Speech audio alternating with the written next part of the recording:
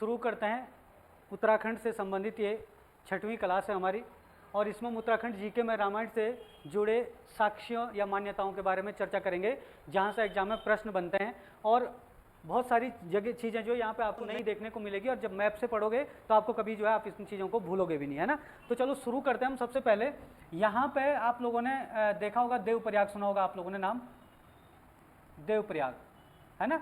जो देवप्रयाग है, देवप्रयाग जो है किसके लिए फेमस है, आप लोगों ने सुना होगा भाई, जो श्री राम भगवान है, श्री राम भगवान का यहाँ पे क्या है, एक मंदिर है देवप्रयाग में, जो अलकनंदा और भागीरथी नदी के संगम पर स्थित है। बहुत प्राचीन मंदिर है। तो भगवान राम का प्राचीन मंदिर है, जिस मंदिर को किस नाम से जाना जाता है, रघुनाथ मंदिर, है ना। रघुनाथ मंदिर के नाम से इसको जाना जाता है। और किसको समर्पित है, भगवान राम, है ना। भगवान राम का ये मंदिर है जो भगवान राम को क्या है, समर्पित है।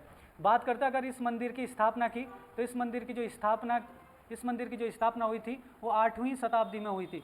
8वीं शताब्दी में इस मंदिर की स्थापना की थी। और स्थापना किसने की थी, आदि गुरु शंकराचार्य। आदि गुरु शंकराचार्य ने क्या की थी, इसकी स्थापना की थी 8वीं शताब्दी में, जब शंकराचार्य जो हमारे उत्तराखंड वाले क्षेत्र के भ्रमण पे आए थे, है ना। जब वो केदारनाथ भी गए थे, केदारनाथ और बद्रीनाथ में आपके जोशीमठ में उन्होंने जब मठ की स्थापना की थी, है ना, उसी समय की बात है, ठीक है। दूसरी बात अगर बात करें यहाँ पे कि जो रघुनाथ मंदिर है ये भगवान राम को समर्पित तो है, लेकिन यहाँ पे जब भगवान राम को ये क्या कहते हैं, ये बताया जाता है कि भगवान राम ने अपने जीवन के अंतिम समय में तपस्या की थी, है ना। अंतिम समय में जो भगवान राम ने अपनी तपस्या की थी वो यहीं पे की थी, कहाँ पे, देवप्रयाग में। और इसीलिए यहाँ पे भगवान राम का जो है रघुनाथ मंदिर स्थित है, ठीक है ना। ध्यान रखना, एक क्या कहते हैं, लिंग आता है जिसका नाम है विश्वेश्वर लिंग, है ना। जो विश्वेश्वर लिंग है, मान्यताओं के अनुसार माना गया कि विश्वेश्वर लिंग की जो स्थापना है देवप्रयाग में, विश्वेश्वर लिंग की स्थापना देवप्रयाग में किसने की थी, भगवान राम ने की थी, है ना। विश्वेश्वर लिंग की स्थापना भगवान राम ने की थी देवप्रयाग में, ठीक है। तो पहले तो ये बातें आपको याद रखनी है। अब यहाँ पे आप लोग ध्यान देना, पौड़ी में यहाँ पे एक स्थान पड़ता है जिसको कहा जाता है सितांशु।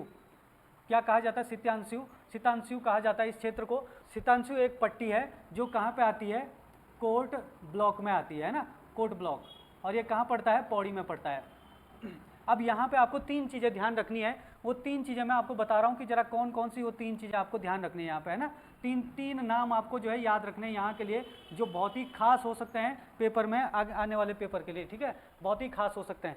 सबसे पहला जो नाम आपको ध्यान रखना है यहाँ पे, वो क्या नाम याद रखना है, फल स्वाड़ी। दूसरा नाम याद रखना आपने देवल, है ना। और तीसरा नाम जो आपने याद रखना देवल के अलावा, कोट साड़ा। ये 3 नाम आपको याद रखना है। अब इन 3 नामों के लिए भी अपनी अलग जो है पहचान है और अलग मान्यता इन 3 नामों के लिए, है ना। सबसे पहले बात करते हैं जरा फल स्वाड़ी की, है ना। फल स्वाड़ी में सबसे पहली बात तो यहाँ पे क्या है कि जो सीता मैया है ना, सीता मैया है, सीता का यहाँ पे क्या लगता है, एक विशाल मेला लगता है ना। यहाँ पे सीता का एक क्या लगता है, विशाल मेला लगता है। और इस मेले को किस नाम से जाना जाता है, ये भी आपको पता होना चाहिए। इस मेले को कहा जाता है मनसार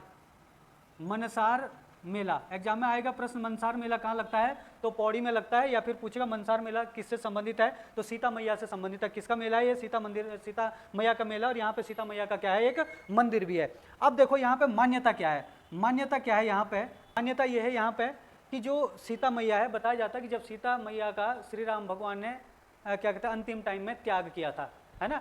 तो जब सीता मैया का त्याग किया था तो सीता मैया जो यहाँ पे देवप्रयाग से, ये सितांशु जो है यहीं पे देवप्रयाग के नज़दीक में ही पड़ता है। सितांशु से जो है देवप्रयाग क्या कहते हैं, सीता मैया यहाँ से अकेली चली गई थी। और जब सीता मैया यहाँ से अकेली चली गई थी तो चलते चलते जब ये सितांशु कोट पट्टी के सितांशु में पहुँची, सितांशु में भी फलस्वाड़ी के खेतों में पहुँची, तो वहाँ फलस्वाड़ी के खेतों में सीता मैया जो है क्या कहते हैं ज़मीन में जो है धंसने लगी, है ना। ज़मीन में धंसने लगी मतलब ज़मीन में समाने लगी। और वहीं पर जो पीछे से श्री राम भगवान भी आ रहे थे। जब श्री राम भगवान जो पीछे से आ रहे थे तो श्री राम भगवान ने देखा कि सीता मैया जमीन में समा रही थी, तो श्री राम भगवान ने उनको पकड़ने की कोशिश की, लेकिन बाल ही पकड़ पाए, तब तक सीता मैया जमीन में जो धंस गई थी, ऐसी मान्यता है। तो सीता मैया के केवल बाल ही ऊपर रहेगी, तो एक लंबा रेशेदार जो घास होता है, बताया जाता है कि सीता मैया के जो है बाल हैं। तो यहाँ पे जब मेला लगता है या पूजा होती है तो सीता मैया का जो वो घास है, लंबा रेशेदार घास होता है, उस घास को जो है प्रसाद के रूप में भी बांटा जाता है ना। तो बताया जाता है कि यहाँ फलस्वाड़ी में या सीतांशु में क्या हुआ था, जो सीता मैया है ना, जो सीता मैया जमीन में समाई थी, है ना, जमीन में कहाँ समाई थी, तो यहीं पे फलस्वाड़ी में समाई थी, है ना, और यहीं पे सीता मैया का क्या लगता है, मेला लगता है।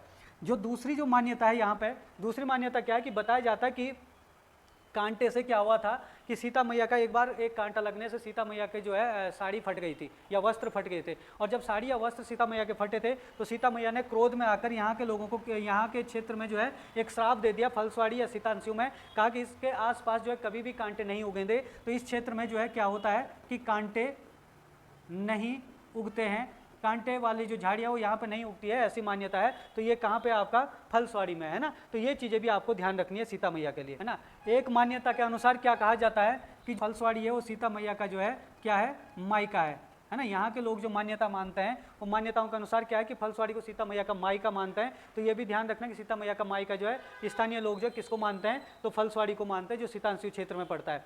इसी प्रकार जो देवल है, देवल को यहाँ के स्थानीय लोग जो है सीता मैया का क्या मानते हैं, ससुराल मानते हैं, है ना। मान्यताओं के अनुसार ससुराल भी मानते हैं देवल क्षेत्र को, लेकिन कुछ और मान्यता है उसकी जरा बात करते हैं यहाँ पे देवल में, है ना। और यहाँ पे भी अगर बात करें तो चलो इसको भी बता देते हैं, इसको जो है सीता मैया का क्या माना जाता है, ननिहाल, है ना। सीता मैया का ननिहाल जो है किस क्षेत्र को माना जाता है, तो कोटसाड़ा को माना जाता है जो पौड़ी में पड़ता है, और ननिहाल का मतलब क्या होता है, मामा कोट होता है, यानी कि नानी का जो घर होता है ना। अब यहाँ पे बात करते हैं जरा देवल की। देवल क्षेत्र जो है ये भी पौड़ी में पड़ता है और देवप्रयाग से थोड़ा सा आगे पड़ता है। तो बताया जाता है कि जो श्री राम भगवान है उन्होंने जब क्या कहते हैं सीता मैया को जब मतलब वो क्या रावण का वध करने के बाद जो अयोध्या लौटे, अयोध्या लौटने के बाद सीता मैया पे जब लांछन लगा था तो बताया गया कि सीता मैया को जो राम भगवान ने जब त्याग किया था सीता मैया का, तो सीता मैया को छोड़ने जो लक्ष्मण भगवान गए। तो जो लक्ष्मण है, लक्ष्मण ने इसी क्षेत्र में सीता मैया को क्या किया था, छोड़ा था। और अपने आप जो है आपको पता होगा ऋषिकेश से आगे जो है आपको पता होगा तपोवन पड़ता है, तपोवन में लक्ष्मण जी ने क्या की थी, तपस्या की थी, है ना। तो तपोवन में लक्ष्मण जी ने तपस्या की थी और तपोवन में लक्ष्मण जी का छोटा सा क्या है, एक मंदिर भी है। एक मंदिर आपका जो अभी हेमकुंड में पड़ेगा वो अलग चीज़ है, और हम अभी देवल की बात करें वो अलग है, जहाँ पे लक्ष्मण जी ने तपस्या की थी, कहाँ पे क्या कहते हैं, देवल में, है ना। वो वहीं पर तभी तपस्या की थी जब सीता मैया को उन्होंने वहाँ पर जो छोड़ दिया था। लेकिन मान्यताओं के अनुसार क्या है कि सीता मैया को जब लक्ष्मण जी ने यहाँ पे छोड़ा था क्षेत्र को, जो इसी कारण क्या कहा जाने लगा, सीता विदा, है ना। इस क्षेत्र को जहाँ पे एग्जैक्ट लक्ष्मण जी ने देवल वाले क्षेत्र में सीता को छोड़ा था उस क्षेत्र को क्या जाना जाने लगा, सीता विदा के नाम से जाना जाने लगा। लेकिन यहाँ पे सीता जी जब थोड़ी सी आगे यहाँ से बढ़ी तो यहाँ पे सीता जी ने अपने रहने के लिए क्या बनाई, कुटिया बनाई। तो जहाँ पे सीता जी ने अपने रहने के लिए कुटिया बनाई वो भी सीतांशु या कोट पट्टी में, कोट ब्लॉक में पड़ता है। उस क्षेत्र का नाम पड़ता है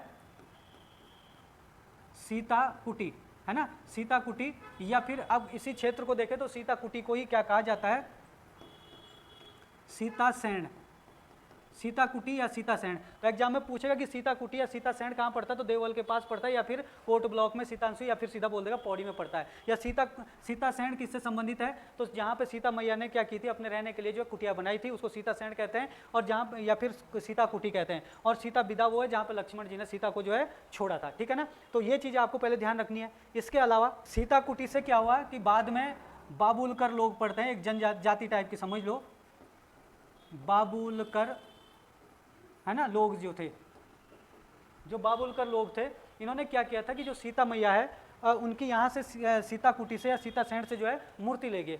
और जब ये मूर्ति ले गए तो यहाँ से एक ऊपर मतलब हाइट में एक गांव पड़ता है, उस गांव का नाम है मुछियाली। ये भी पौड़ी में ही पड़ता है। तो जो मुछियाली है ये पौड़ी में ये क्षेत्र पड़ता है, गांव पड़ता है। यहाँ पे सीता मैया का क्या है, मंदिर है। किसका मंदिर है, यहाँ पे सीता मैया का मंदिर है, जहाँ पे सीता मैया की मूर्ति की क्या की जाती है, पूजा की जाती है। और ये सीता मैया की मूर्ति कहाँ से ले गए थे, सीता सैंड से या सीता कुटी से ले गए थे मुछियाली में। और कौन ले गए थे, बाबुलकर लोग ले गए थे, ठीक है। तो ये चीज़ आपको देवल के लिए ध्यान रखनी है। मान्यताएं हैं कुछ, और ये मान्यताओं के आधार पर ही एग्जाम में प्रश्न बनते हैं। अच्छा, दूसरा आपका तीसरा जो स्थान है जिसको हमने कहा था कि इसको मान्यताओं के अनुसार कोटसाड़ा को सीता मैया का ननिहाल भी मानते हैं। लेकिन यहाँ पे हुआ क्या था कि आप लोगों ने सुना होगा कि ऋषि वाल्मीकि, है ना, जब सीता मैया को जो लक्ष्मण जी ने छोड़ दिया था तो यहाँ पे ये चीज़ें तो है ही, लेकिन मान्यताओं के अनुसार ये भी कहा जाता है कि सीता मैया जो है जहाँ पे रही थी वो स्थान जो है यहाँ पे कोटसाड़ा में, यहाँ पे क्या है, ऋषि वाल्मीकि का क्या है, यहाँ पे मंदिर है। यहाँ पे ऋषि वाल्मीकि का क्या है, मंदिर है। और इसी क्षेत्र में कोटसाड़ा में क्या हुआ था, कोटसाड़ा में क्या हुआ था, आप लोगों ने सुना होगा, लव कुश, है ना। लव कुश कौन थे, राम भगवान और सीता मैया के बेटे थे दोनों, जिन्होंने बाद में जो है अश्वमेघ यज्ञ के घोड़े को पकड़ा था और राम भगवान से युद्ध करने के लिए भी तैयार हो गए थे, लेकिन लास्ट में पहचान लिया गया था। और उसके बाद ही सीता क्या हुई थी, धरती में समाई थी, कहाँ पे, फलस्वाड़ी में, ठीक है ना। तो ये सारी बातें जो एक दूसरे से जुड़ी है। तो लव कुश का क्या हुआ था, यहाँ पे जन्म भी हुआ था। लव कुश का जन्म कहाँ हुआ था आपका, तो लव कुश का जन्म हुआ था कोटसाड़ा में। मान्यताओं के अनुसार कोटसाड़ा में लव कुश का जन्म हुआ था। लेकिन ज़्यादा इंपॉर्टेंट ये है कि इस ऋषि वाल्मीकि का मंदिर जो है पौड़ी गढ़वाल के किस क्षेत्र में है, तो कोटसाड़ा में। कोटसाड़ा को माता सीता का क्या माना जाता है, ननिहाल माना जाता है। देवल को ससुराल माना जाता है और फलस्वाड़ी को क्या माना जाता है, मायका माना जाता है, ठीक है। ये मान्यताएं। अगली एक मान्यता यहाँ पे लक्ष्मण जी से, आपका ये चमोली में एक स्थान पड़ता है, आपने सुना होगा हेमकुंड साहिब, हेमकुंड, है ना, जो मतलब क्या है, सिखों से संबंधित है। यहाँ पे सिखों का जो है गुरुद्वारा है, हेमकुंड गुरुद्वारा। इसी गुरुद्वारे के पास क्या है आपका, लक्ष्मण जी का क्या है, यहाँ पे मंदिर है। लक्ष्मण जी का यहाँ पे क्या है, एक मंदिर है। और जो लक्ष्मण जी का यहाँ पे मंदिर है, ये क्यों है यहाँ पे मतलब आप देखोगे कि सिखों के से संबंधित यहाँ पे हेमकुंड है, लेकिन लक्ष्मण जी का मंदिर क्यों है यहाँ पे, बताया जाता है कि जो लक्ष्मण जी है उन्होंने यहाँ पे क्या की थी, अपने जीवन की अंतिम तपस्या, लक्ष्मण जी ने अपने जीवन की अंतिम तपस्या क्या की, कहाँ की थी, तो हेमकुंड में की थी। और ये हेमकुंड कहाँ पड़ता है, चमोली में पड़ता है ना। चमोली में जहाँ पे सिखों का गुरुद्वारा है हेमकुंड, उसी गुरुद्वारे के नज़दीक में जो है लक्ष्मण जी का मंदिर है। बताया जाता है कि मान्यताओं के अनुसार लक्ष्मण जी ने अपने जीवन की अंतिम तपस्या जो है यहीं पर की थी, ठीक है। तो ये उत्तराखंड में जीके में जो है सारी की सारी चीज़ें पूछी जाती है, जो रामायण से जुड़ी हुई जो है मान्यताएं हैं इसमें, है ना, रामायण से जुड़ी सारी बातें। तो मैप के हिसाब से मैंने आपको बता दिया, देवप्रयाग जो यहाँ पर पड़ता है, सीतांशु यहाँ पर पड़ता है पौड़ी में, और हेमकुंड आपका यहाँ पड़ता है। और इसी सीतांशु के आसपास ये सारी जगह, फलस्वाड़ी भी यहीं पड़ता है, देवल भी यहीं पड़ता है, और कोटसाड़ा भी क्या पड़ता है, यहीं पे पड़ता है, ठीक है। तो ये सारी चीज़ें आपको ध्यान रखनी है, इसमें से कुछ भी एग्जाम में क्वेश्चन बन सकता है, ठीक है। तो आज के लिए इतना ही, देखते हैं, मिलते हैं अगली क्लास में।